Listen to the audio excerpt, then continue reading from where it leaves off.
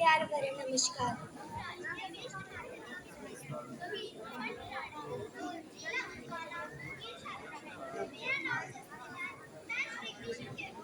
मेरा नाम यशवी है। मैं अर्जुन के रूप में आज हम आप सभी के सामने एक संवाद प्रस्तुत करना चाहते हैं। आशा है कि आप सभी को यह पसंद आएगा।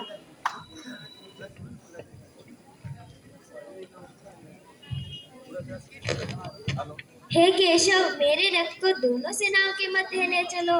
तनिक मैं भी तो देखूं कि कौन कौन मेरे साथ युद्ध करने आया है। अवश्य मेरे पास, अवश्य मेरे पास।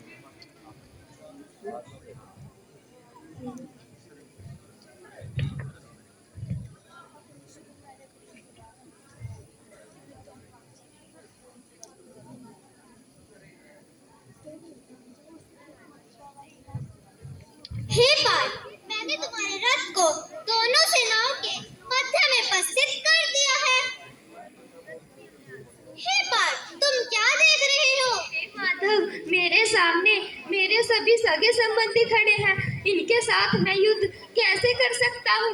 मेरे सामने मेरे पितामह भीष्म खड़े हैं, ये गुरु द्रोण खड़े हैं और ये मेरे भाई कौरव खड़े हैं।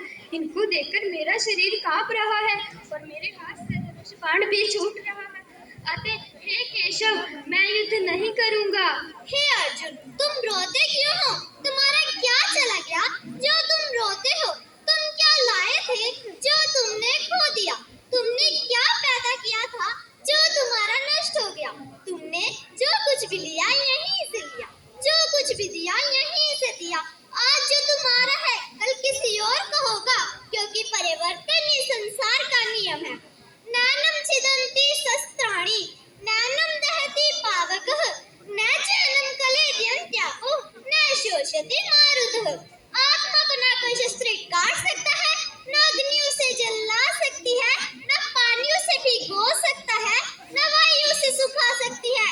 इसलिए हे अर्जुन, तुम युद्ध करो। हे माधव, मैं इन सबको कैसे मार सकता हूँ? इनको मारकर मुझे पाप लगेगा। हे अर्जुन, यदि तुम युद्ध में वीरगति को प्राप्त होते हो तो तुम्हें स्वर्ग मिलेगा, और यदि विजय होते हो तो तुम धरती का सुख भोगोगे।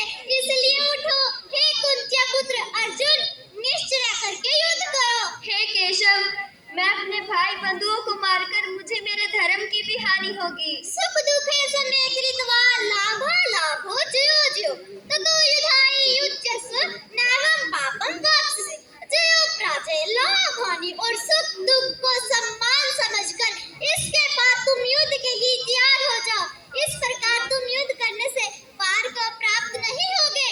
यदा यदा हि धर्मस्य ग्लानिर्भवति भारत, अभ्युत्थानं धर्मस्य तदात्मानं सृजाम्यहम्।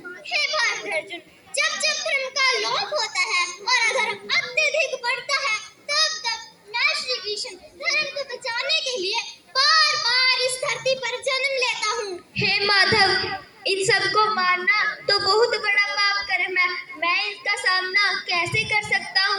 परंतु निष्काम कार्य कैसे संभव है वासुदेव? फल का ज्ञान यदि दृष्टि पर पड़ जाए तो वह कर्म क्यों करे? कर्म पर ही तुम्हारा हक है, लेकिन कर्म के फल में कभी नहीं। इसलिए कर्म के फल के लिए मत करो और ना ही काम करने में तुम्हारी आसक्ति हो। हे केशव, मेरी समझ में कुछ नहीं आ रहा। मैं क्या करूं और कहाँ जाऊं?